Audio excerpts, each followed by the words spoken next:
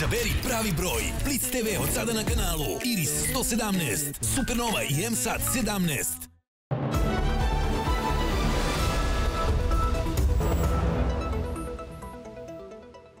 Na stadionu Rajko Mitić u Beogradu, ali i širom Srbije i Republike Srpske, danas i sutra održava se jubilarna 30. akcija Crveno-bela krv.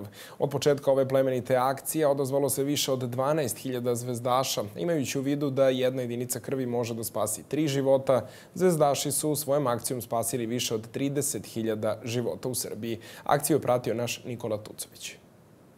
U organizaciji sportskog društva Crvena zvezda, Fondacije Delije, Instituta za transfuziju krvi i uz podršku Ministarstva zdravlja.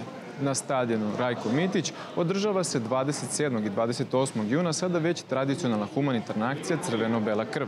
Svi zvezdaši, ali i humani ljudi koji žele da pomognu, mogu to da urade u medija centru stadiona danas do 18 časova ili sutra u periodu od 10 do 18 časova.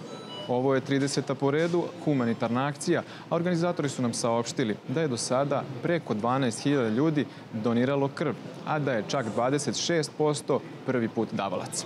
Jesam i ja dobrovoljni davalac krvi. Što se tiče lično mene, svakako da predstavlja jednu veliku prvo obavezu svih nas, ne samo lično mene, jer svi znamo koliko je važno davati krv i šta to znači za ljude kojima je potrebno i treba uzeti u obzir da je u ovo doba godine jako smanjeno to davanje krvi, stoga koristim ovu priliku da pozovem sve i navijače i sve one koji žele dobrovoljno daju krv da to učine, jer ćemo tako pomoći mnogima kojima je to potrebno. Ovo sve radimo zato što je krv jedini lek koji nema svoju zamenu. Ne može se napraviti, nabaviti kako god, samo čovek čoveku može pomoći, a ono najvažnije, krv je lek koji spašava ljudske živote. Trenutno institut raspolaže sa trodnevnim rezervama krvi, naravno sve negativne krvne grupe su malo u deficitu i koristim ovu priliku da pozovem sve ljude dobre volje da se odazovu svakoga dana, da odvoje malo svog slobodnog vremena i time nekome pomognu na pravi način, nekome kome je potrebno i ko